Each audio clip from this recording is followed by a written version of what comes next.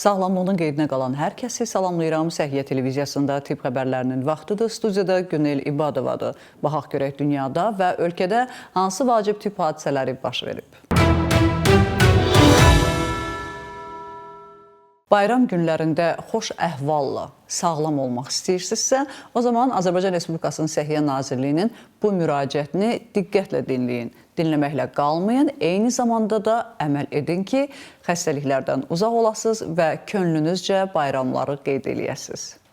Azərbaycan Respublikası Səhiyyə Nazirliyi bayram günləri ilə əlaqədar əhaliyə müraciət edib. Yaz mövsümünün gəlişi ilə əlaqədar havaların qeyri-sabit keçməsi və bununla bağlı bütün respirator xəstəliklərin, həmçinin mövsümi qrip hallarının artması müşahidə edilə bilər. Bu il Novruz və Ramazan bayramlarının eyni vaxtda təsadüf etməsi səbəbindən növbəti həftələrdə bayram şənliklərinin və digər kütləvi tədbirlərin təşkil olunması gözləniləndi. Bununla yanaşı, hazırda əhali arasında əksər insanların oruç tutması ilə əlaqədar gündəlik qida rejiminə fərqli qaydada riayət olunur. Belə ki, iftar zamanı həddən artıq qida qəbulu və ya müxtəlif qidaların eyni zamanda və ya ard-arda qəbul edilməsi insan orqanizminə öz təsirini göstərir. Ölkə əhalisinin sağlamlığının qorunması, qida pozuntuları ilə bağlı müxtəlif xəstəliklərin baş verməsi, eyni zamanda yoluxucu xəstəliklərin yayılmasının qarşısının alınması məqsədi ilə Azərbaycan Respublikasının Səhiyyə Nazirliyi qarşıdan gələn bayram və istirahət günlərində kütləvi tədbirlərdə və insanların sıx toplaşdığı məkanlarda tənəffüs yollarını qoruyan fərdi vasitələrdən istifadə və əl gigiyenasına riayət etməyi, qida qəbuluna diqqət yetirməyi, gündəlik qidalanma rejiminə bol vitaminli ərzaqları daxil etməyi tövsiyə edir. Eyni zamanda yaz mövsümündə havaların dəyişkən keçməsini nəzərə alaraq üst geyimlərinin fəsil və hava şəraitinə uyğunlaşdırılması məsləhətdir. Hər bir vətəndaş sağlamlığına xüsusi diqqət və məsuliyyətlə yanaşmalı, özünü və ətrafdakılarını qorumalıdır deyə müraciətdə bildirilib.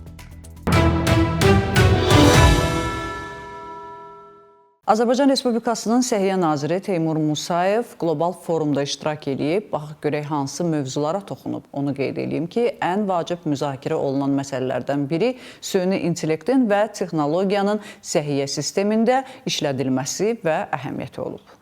Süni intellektdən istifadənin tənzimlənməsi prioritet olmalıdır. Səhiyyə Naziri Teymur Musayev Azərbaycan Respublikasının paytaxtında dünya düzəninin yenidən düşünülməsi, çağırışların fürsətə çevrilməsi mövzusuna həsr olunmuş 12-ci Qlobal Bakı forumunda iştirak edib. Nazir 12-ci Qlobal Bakı forumu çərçivəsində irqçiliklə mübarizə üzrə Avropa Şəhərlər Koalisiyasının prezidenti Benedetto Zaccherolinin moderatorluğu ilə böhran dövründə qlobal səhiyyə, hazırlıq və bərabərlikdə yeni üfüqlər adlı panel sessiyasında çıxış edib. Səhiyyə naziri qeyd edib ki, qlobal səhiyyə son illər pandemiya, iqlim dəyişikliyi kimi amillərin təsiri ilə həm irəliləyişlər, həm də geriləmələr yaşayıb. Teymur Musayev çıxışında qeyd edib ki, səhiyyə sektorunun inkişafı texnoloji tərəqqi, məlumatların təhlili və fərdləşdirilmiş tibbə keçidin formalaşması ilə müəyyən ediləcək. Nazir vurğulayıb ki, gələcək səhiyyə siyasətində kiber təhlükələr və həssas tibbi məlumatlardan sui-istifadənin qarşısını almaq üçün onların təhlükəsizliyi, pasiyent hüquqları və süni intellektdən istifadənin tənzimlənməsi prioritet təşkil etməlidir. Sessiyanın sonunda mövzu ətrafında müzakirələr aparılıb, aidiyyəti suallar cavablandırılıb.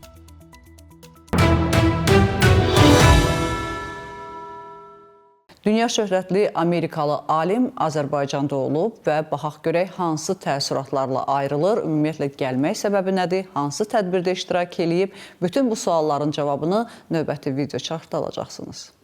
Medical Media və Outram Azərbaycanın birgə təşkilatçılığı ilə Azərbaycan ortoped travmatoloq və infeksionistlər üçün periprotestik infeksiya, diaqnostika, müalicə, müasir konsepsiya mövzusunda kurs seminar keçirilib. Seminarda travmatologiya və ortopediyanın aktual problemlərindən biri olan bud oynağının qorunması, periprotestik oynaq infeksiyası, əməliyyatdan sonra infeksiyanın erkən diaqnostikası və effektiv müalicə üsulları müzakirə olunub. Beynəlxalq kursda paytaxtla yanaşı ölkənin müxtəlif regionlarından 200 nəfərə yaxın travmatoloq, ortoped və infeksionist iştirak edib.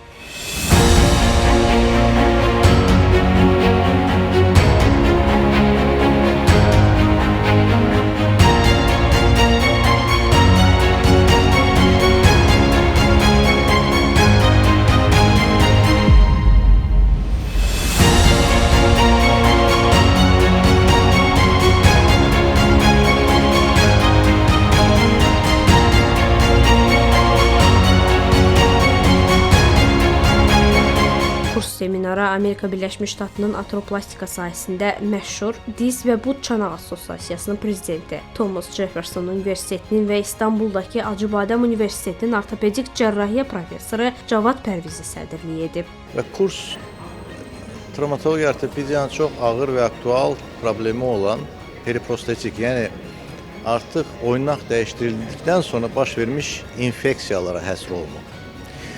Bizim bu kursa Azərbaycan və bölgələrdən 150-yə qədər iştirakçı iştirak edir. Kursumuzun əsas məqsədi və məramı Azərbaycan həkimlərinin biliyini, səviyyəsini həm nəzəri, həm praktiki biliklərini artırmaqdır.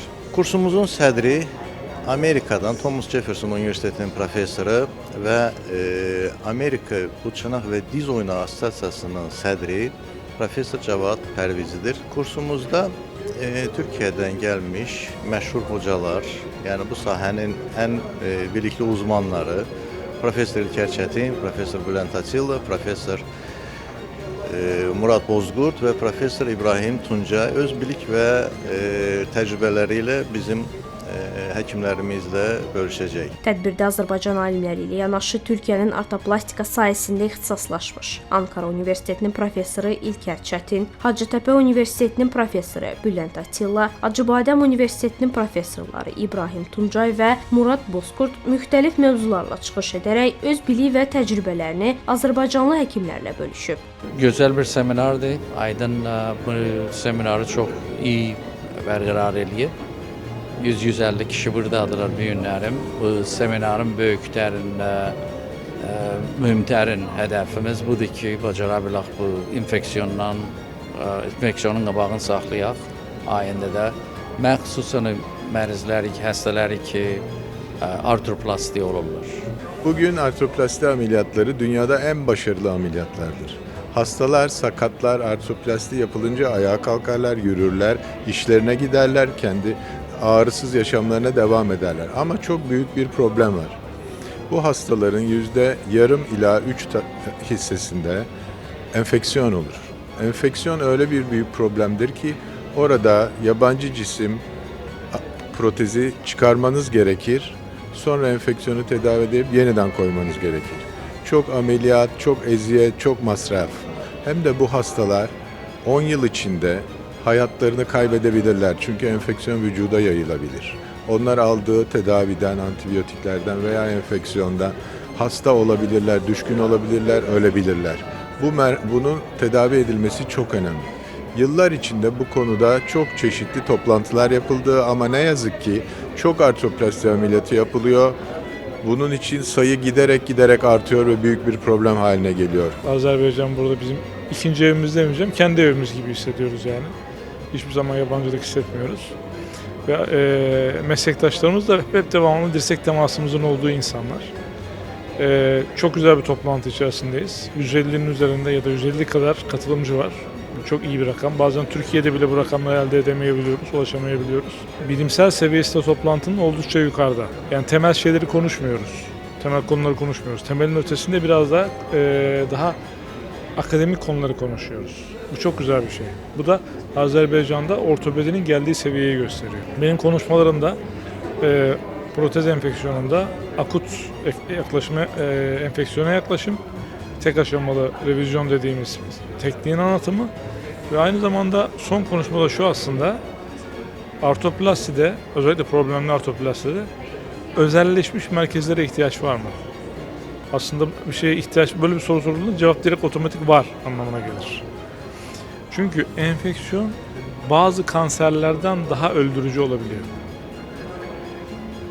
O yüzden mutlaka olabildiğince en ehil ellerde yapılması lazım. İlk ameliyat dahil olmak üzere. Bunu vurgulamaya çalışacağım. Ben Profesör Doktor Murat Bozkurt, Ankara Acıbadem Hastanesi'nde çalışıyorum. Orada bizim eklem cerrahisi merkezinin direktörüyüm. Bugün tabii protez enfeksiyonlarını konuştuk. Buradaki benim konuşmalarımda özellikle teşhis ve araştırmalar neye gidiyor ve gelecek ufukta neler var, yeni tedaviler neler, yeni yöntemler neler, bunları konuştuk. Azerbaycanlı Azerbaycan Türkü dostlarımızla beraber bunları paylaşmaktan da çok mutlu oldum. Kursun sonunda həkimlər sertifikatla təltif edilib.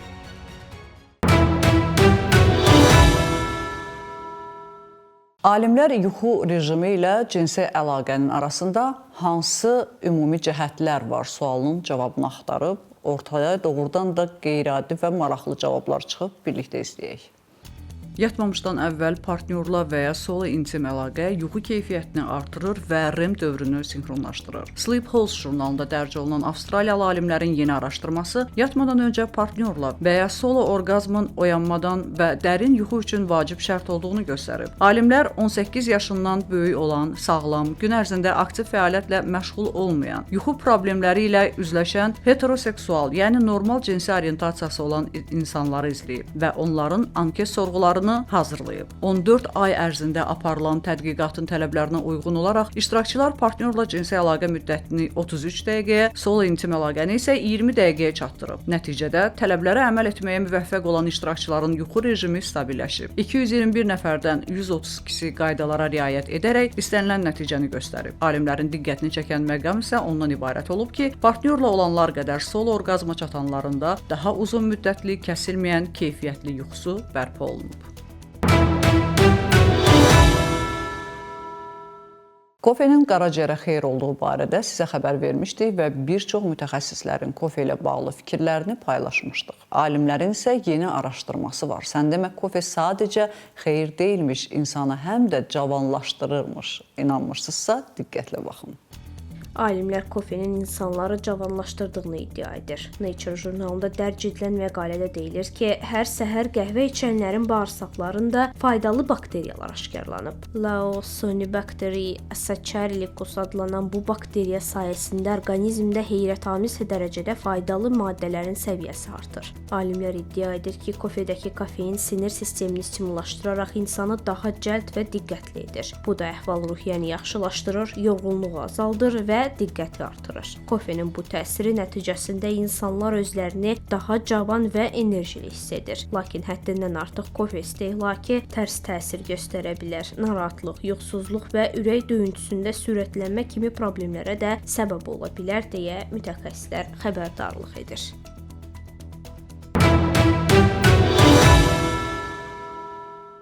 Uzun müddət başımızı salıb telefona və planşetə baxmağımızın səbəbi ilə kifayət qədər ciddi xəstəliklər yaranır. Bu barədə sizə danışmışdıq. Amma indi çox maraqlı, fərqli bir detal var. Son zamanlar həddindən artıq başınız, boynunuz ağrıyırsa, həkimə gedib və yaxud da baş ağrı dərmanlarını içməyə ehtiyac yoxdur. Əvvəlcə mütləq gedib rentgen yoxlamasından keçin. Çünki sən demə, uzun müddət başımızı əyib telefona, kompütera baxdığımızdan boynumuzda yaranan əyriliklər dəhşətli dözülməz baş ağrıları verirmiş. Bununla bağlı mütəxəssisin fikrini də dinləyəcəyik, amma birazdan əvvəlcə süjet izləyək.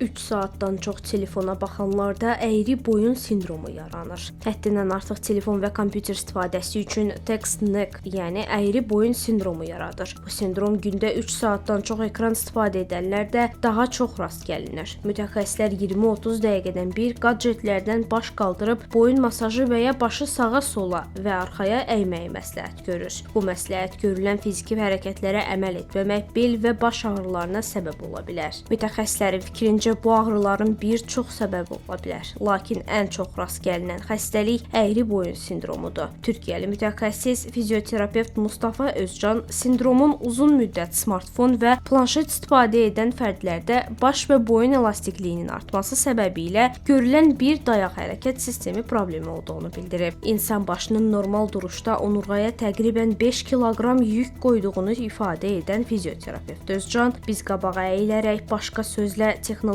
boyun duruşu zamanı boyun fəqərələrindəki yük 4 dəfədən çox artaraq kürək nahiyəsində 25 kiloqrama qədər əzələ yükü, baş və boyunda şiddətli ağrılara və hətta servikal disk yırtığına səbəb olur. Bu problemlə üzləşməmək üçün həkim ekranı göz səviyyəsində tutmağı və başı əymədən izləməyi məsləhət görür. Əvvəllər yalnız oturaq işlə məşğul olan işçilərdə görülən postural pozuntular indi uşaqlarda da rast gəlinir. Gün ərzində ekran qarşısında 3 saatdan çox vaxt keçirən fərdlərdə əyri boyun sindromu %60% daha yüksəkdir deyə həkim bildirib.